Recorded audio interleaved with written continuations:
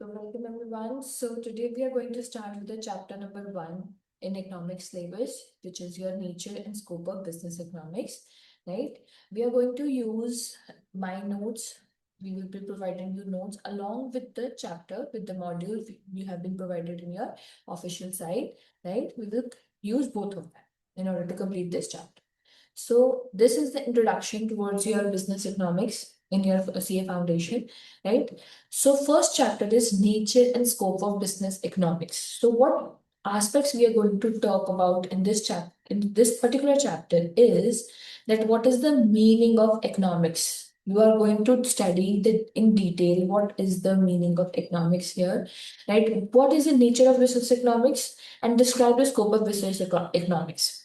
Somehow you have in your plus two, you have covered all of these topics. We are just going to deep dive in these topics, right, in detail. Obviously, you guys have no idea about this. What is economics? What is the nature? What is the scope? But we are going to study these topics in more detail in this, right? So let's start with this. So the first thing is, what is business all about? Let's use the notes like for this particular aspect. Let's say, what is actually business economics? What is definition of business economics? It means it is first of all it is also known as managerial economics. So this particular word managerial economics has been come from management of business. Business को manage करना कैसे है उसमें आप economics कैसे आपको help करती है. In simple words, economics, economy, even at the level of individual, which is micro, or at a level of whole, which is macro. आप इसको किस तरीके से स्टडी करते हैं, उस स्टडी से जो भी आपको फाइंडिंग्स मिल रही हैं, उसका आप मैनेजमेंट में कैसे यूज कर रहे हैं, right, in business. So it is the application of economics theory and methodology, theories को, मेथड्स को, सो दैट बिजनेस में हम डिसीजंस ले सके. अल्टीमेटली आपने जितना भी इकोनॉमिक्स में पढ़ा है, एक इकोनॉमी को हम कैसे, इकोनॉमी को इतना डिटेल में स्टडी करना ताकि उसके प्रॉस एंड कॉन्स, उसके इफेक्ट्स डिसइफेक्ट्स, कौन से फैक्टर्स किसको कितनी हद तक इन्फ्लुएंस कर सकते हैं, उनके बेसिस पे हम जब बिजनेस के डिसीजंस लेते हैं. Not even in business, in real life also. अगर आपने कोई चीज मार्केट से परचेज करनी, फॉर एन नॉर्मल इंडिविजुअल, अगर वो मार्केट से कुछ परचेज करना चाहते हैं, सो वो इकोनॉमी के बारे में ध्यान देते हैं. Even if a single individual wants to purchase something from the market, he और she will consider the factors which are going to affect that decision. The first one is price of that particular item, whether right now there is a availability of that product in the market or not. जो चीज आप खरीदना चाहते हैं उसकी supply कितनी चल रही है अभी. अगर तो बहुत ज्यादा सप्लाई है, यू विल समहाउ, आपको वो बहुत इजीली चीज मिल जाएगी. एक नॉर्मल इंडिविजुअल को भी अगर ये डिसीजन लेना है क्या मुझे परचेज करना है, इन्वेस्ट करना है, उसमें भी वो हर एक चीज इकोनॉमी को एज अ होल देखता है. सो सेम बिजनेस में भी जब आप इकोनॉमिक स्टडीज, मेथोडोलॉजीज का, थ्योरीज का यूज करते हुए अपनी डिसीजन मेकिंग करते हैं, that is the meaning of business economics. It actually bridges the gap between abstract economic theory which is given by a economist, and उसको प्रैक्टिकली बिजनेस में आप कैसे यूज कर सकते हैं, उसका यूज करते हुए मैनेजमेंट कैसे कर सकते हैं. So in other words we can say management or sorry, business economics is the application of economic theory and methodology to decision making problems faced by both public and private institutions. It is not only for the individual, it is not only for the companies, it is for all of them. Either it is a public or a private institution. Okay, so next is there are different definitions which are given by famous economists, which is business economics is the integration of economic theory with business practice for the purpose of facilitating decision making. Economic theory को real life situation businesses के साथ integrate करना ताकि वो decision making को और बेहतर बना सके और फैसिलिटेट कर सके, right. And forward planning by management. Facilitate means simply बच्चे, अगर फैसिलिटेट का मतलब है और बेनिफिट देना किसी को, फैसिलिटी डिसीजन मेकिंग प्रोसेस में को फैसिलिटी प्रोवाइड करना कि आप बेटर तरीके से डिसीजन ले सकते हैं. Now, what is the nature of business economics? Business economics is micro in nature. ठीक है, micro economics, right? Primary micro economics, जब आप इकोनॉमी को सिर्फ और सिर्फ इंडिविजुअल, जब आप ये देखते हैं कि जितने भी फैक्टर्स हैं वो एक इंडिविजुअल के परचेजिंग डिसीजन को, या फिर स्पेंड, या तो वो, अब देखो फॉर एग्जांपल, परचेज करने का डिसीजन, कंजम्पशन करने का डिसीजन, हम इसे कह सकते हैं consume. In other words, if you are going to purchase something, you are going to consume that, that's why you are purchasing it, right? Increase in consumption increases in demand. अगर आप consume ही नहीं करेंगे as an individual, तो market में उस चीज की डिमांड ही नहीं होगी. माइक्रो में आप यही चीज इंडिविजुअल लेवल पे देखते हैं कि एक इंडिविजुअल फर्म, एक इंडिविजुअल कंपनी, फर्म, और या फिर एक इंडिविजुअल पर्सन के कौन से ऐसे फैक्टर्स हैं जो उस पर्टिकुलर पर्सन के कंजम्पशन पे, की डिसीजन को अफेक्ट कर रहे हैं. एज एन इंडिविजुअल उसके कंजम्पशन, योर पर्टिकुलर पर्सन या फिर इंडिविजुअल के कंजम्पशन डिसीजन को कौन से ऐसे फैक्टर्स हैं जो कि इन्फ्लुएंस कर सकते हैं. जब आप इसे डिटेल में स्टडी करते हैं, this is known as micro. दूसरी तरफ आपको पता है मैक्रो, जब आप इसी सेम डिसीजन को आप पूरी इकोनॉमी में देखते हैं कि हर हर एक इंडिविजुअल की जो बिहेवियर है, consumer behaviour, it is known as consumer behaviour. ठीक है, consumer behaviour as a whole, जब आप पूरी की पूरी इकोनॉमी के तौर पे इसे स्टडी करते हैं, ठीक है, तब आप consumer, purchaser, producer, the other one is producer, also producer, जब आप इनके बिहेवियर को इकोनॉमी के लेवल तक स्टडी करते हैं, that is macro, right? Nature of business economy is normative rather than positive. Normative का मतलब है नॉर्मल सिनेरियोज में किस तरीके से आप इसे यूज करेंगे. It deals with what ought to be, हमें क्या करना चाहिए. Unlike positive economics which deals with what is, क्या हो रहा है, इंस्टेड ऑफ उससे बेटर, उससे उसके बजाय क्या हमें करना है. You are more goal oriented in this. Business economics में हमें करना क्या है, आगे हमें चाहिए क्या. वो अगर हम इतनी, फॉर एग्जाम्पल, अगर हम इतनी चाहते हैं कि हमारे प्रोडक्ट की डिमांड इंक्रीज हो मार्केट में, तो हमें क्या करना चाहिए. अभी उसकी डिमांड मार्केट में है कि नहीं है, दैट डजंट मैटर, वो तो अलग एस्पेक्ट, वो तो फैक्ट है, देखा जाएगा. लेकिन आप चाहते क्या, व्हाट इज द ऑब्जेक्टिव, गोल क्या है आपका बिजनेस का, उसमें बिजनेस इकोनॉमिक्स यूज की जाएगी. It is applied in nature, it takes economic theory and applies it to the real business situations. आपने जो इकोनॉमिक्स पढ़ी है, चाहे सारी ये सारी थ्योरीज पढ़ी है, उनको रियलिटी में बिजनेस सिचुएशंस में यूज किया जाता है. What is the pragmatic in this? Modified economic models are used that are practically applicable to management. आपके जो ट्रेडिशनल इकोनॉमिक एस्पेक्ट्स थे, उन सबको मॉडिफाई किया गया है as per the dynamic changes in the environment. Environment बदल रहा है, there are so many changes and which is very rapidly changing. बहुत क्विकली चेंजेस आ रहे हैं. It is not consistent for a long period of time. एक change आ रहा है, लॉन्ग पीरियड ऑफ टाइम तक कंसिस्टेंट वही चेंज एग्जिस्ट कर रहा है, ऐसा नहीं है. Now the changes are also coming very rapidly. Changes आते ही हैं बिजनेस एनवायरनमेंट में, किसी भी तरीके के एनवायरनमेंट में चेंजेस आएंगे ही. बट पहले क्या होता था, चेंजेस एक पर्टिकुलर टाइम पीरियड के लिए कंसिस्टेंट रहता था. ठीक है, अब वो जो आप चेंजेस देख रहे हो, वो बहुत ही फ्रीक्वेंटली बदलता जा रहा है, डायनामिक्स बदलते जा रहे हैं, और बहुत तेजी से बदलते जा रहे हैं, रैपिडली. ठीक है, इंटरडिसिप्लिनरी बोरोस फ्रॉम मैथमेटिक्स. अब इकोनॉमिक्स जो है वो मैथमेटिक्स से भी कुछ डेटा उन्होंने ले रखा है, स्टैट्स से भी कुछ ले रखा है, ऑपरेशनल रिसर्च से भी ले रखा है, अकाउंटिंग एंड मैनेजमेंट के लिए, इन सब का मेल जोल बना रखा है. ठीक है, हम इन सबको इसमें डिटेल में पढ़ने वाले हैं. Nature of business economics. Business economics, we are not talking about simple economics, we are talking about business economics here, that uses both micro and macro. While primary micro, macro factors जैसे कि national income, inflation are also analyzed as they affect individual firms. आप एक individual के aspect को तो समझ ही रहे हैं, साथ साथ माइक्रो लेवल पे तो आप स्टडी कर ही रहे हैं, साथ साथ आप मैक्रो लेवल पे भी स्टडी करते हैं, क्योंकि एक इकोनॉमी की national income, inflation level, business cycles, right, recession चल रहा है, बूम चल रहा है, किस तरीके से, ये सब कुछ एक इंडिविजुअल के डिसीजन को जरूर इम्पैक्ट करती है। Next is your very important exam that we have all I have also provided here is a very common MCQ's problem is business economic is primarily micro and normative in nature।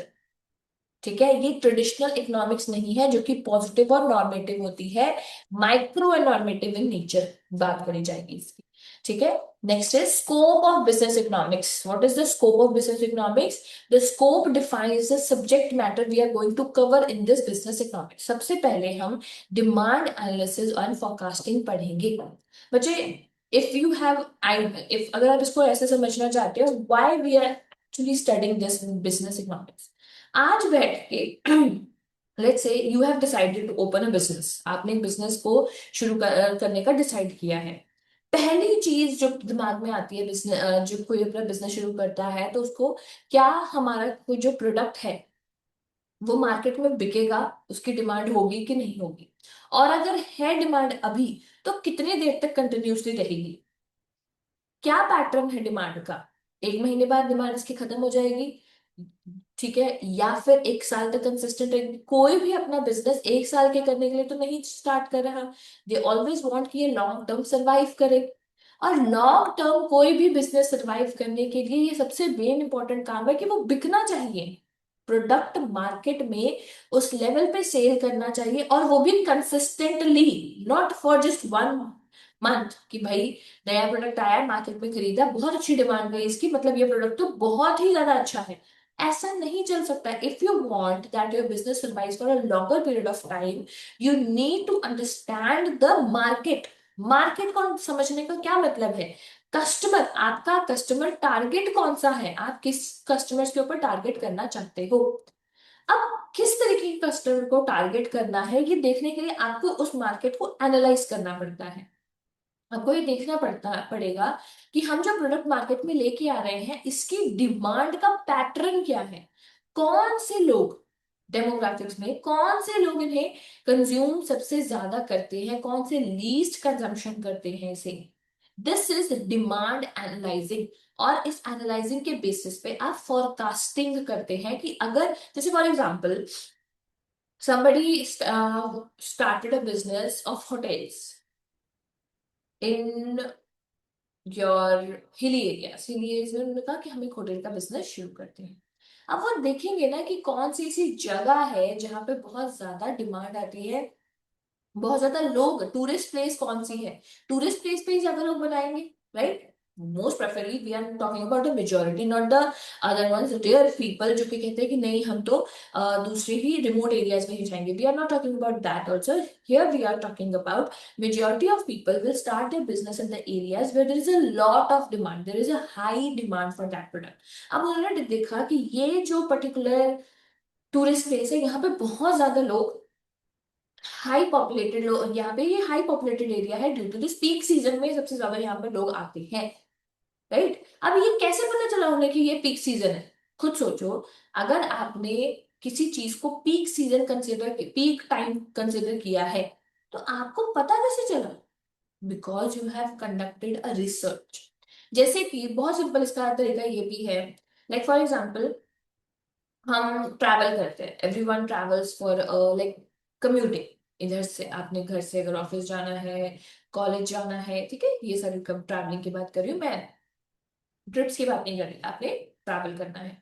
We use to से कि सुबह जो है, इस या फिर हम कहते हैं उस रोड पर या फिर उस पर्टिकुलर जगह पे इस पर्टिकुलर टाइम पीरियड पर, let's say from 6 to 9 PM in the evening, आपके बहुत ज्यादा ट्रैफिक रहता है, and before that there is no such traffic, right? We used to say these things to ourselves कि उस टाइम पे इस टाइम पे ना वहां पे बहुत ज्यादा ट्रैफिक होगा, वो वाली रोड पे लेके जाना। How you are able to detect that कि ये पर्टिकुलर टाइम पीरियड पे यहाँ पे सबसे ज्यादा ट्रैफिक रहता है? क्योंकि आपने इसका आंसर ये है क्योंकि आपने कंसिस्टेंटली ये चीज देखी है कि वहां पर इस पर्टिकुलर टाइम पीरियड पे हमेशा ट्रैफिक होता ही होता है। That is what pattern. Pattern का यूज करके आप ये हमें फॉरकास्ट कर रहे हैं कि पहले भी होता था तो आज भी होगा। हमेशा होता आया है तो आज भी होगा। सो यू हैव समहाउ, आपने पिछले 10 साल का आपके पास डेटा है कि इस पर्टिकुलर हिस्टोरिकल प्लेस पे या फिर इस पर्टिकुलर टूरिस्ट प्लेस पे at least this much amount of people came, already came, right. तो आपने उस पैटर्न का यूज करते हुए फोरकास्टिंग करी है कि इतने लोग तो आ ही जाएंगे। घर पे भी तो करते हैं ना ऐसा, हम फंक्शन वगैरह करते हैं जब, तब हम देखते रहते हैं ना कि हर फंक्शन में कम से कम इतने लोग तो आते ही आते हैं। इस बार जो है इतने लोग तो पक्का आएंगे ही आएंगे। कम ज्यादा भी हो सकता है, लेकिन वी कैन से कि आसपास एटलीस्ट एस्टिमेट लगाए जा सकते हैं। So that is what you have done. Understand by understanding consumer demand, demand elasticity की। डिमांड इलास्टिसिटी का मतलब दोबारा से बता दूं तो प्राइस का डिमांड पे कितना इफेक्ट पड़ रहा है, कम पड़ रहा है, ज्यादा पड़ रहा है और कितना पड़ रहा है। No we are not talking, पता तो है प्राइस का डिमांड पे फर्क पड़ेगा ही, कितना। जब we when we are measuring that how much difference is there, how much impact a price can on the demand, we are talking about elasticity. Demand forecasting for production inventory decision. आपने जब forecast किया होगा, घर पे function है, हमें पता लग गया कि भाई इस बार ना इतने लोगों की आने की संभावना है कि कम से कम इतने लोग आएंगे। You are going to spend according to that number, आप उस नंबर के अकॉर्डिंगली स्पेंड करेंगे।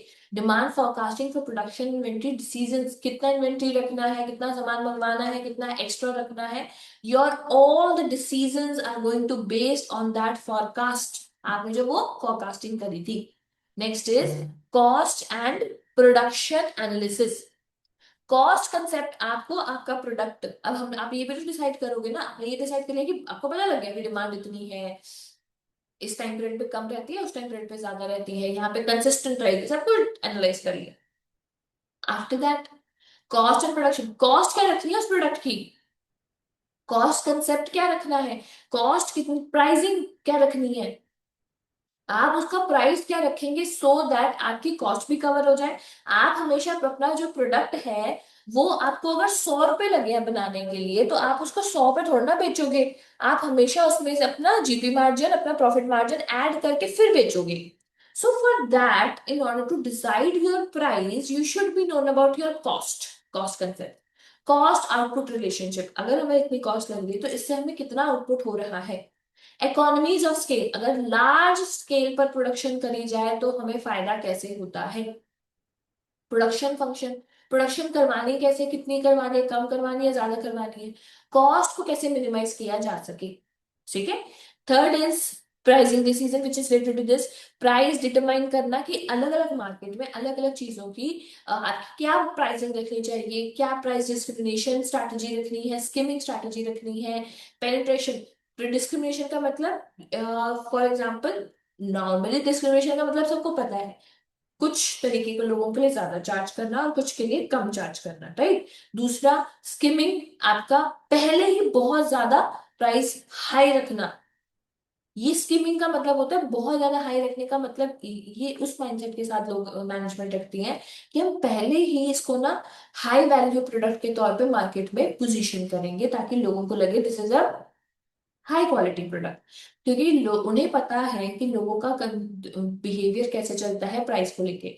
If this mostly people are there, जो भी मार्केट में वो डील कर रहे हैं, दे थिंक लाइक कि वहां पर प्राइसेस जितने ज्यादा हाई हैं, पीपल थिंक दे कि जितना ज्यादा महंगा उतना ज्यादा आपका यहाँ पर ये जो है प्रोडक्ट महंगा हो जाए, जितना ज्यादा महंगा उतना ज्यादा आपका यहाँ पर better quality, right. But this is not the reality always, right, but they have analyze the whole scenario, analyze the whole market, and basis on that उन्होंने क्या किया है यहाँ पर मार्केट में प्राइस सबसे ज्यादा हाई रखी है, right. Next we are going to talk about in the next lecture.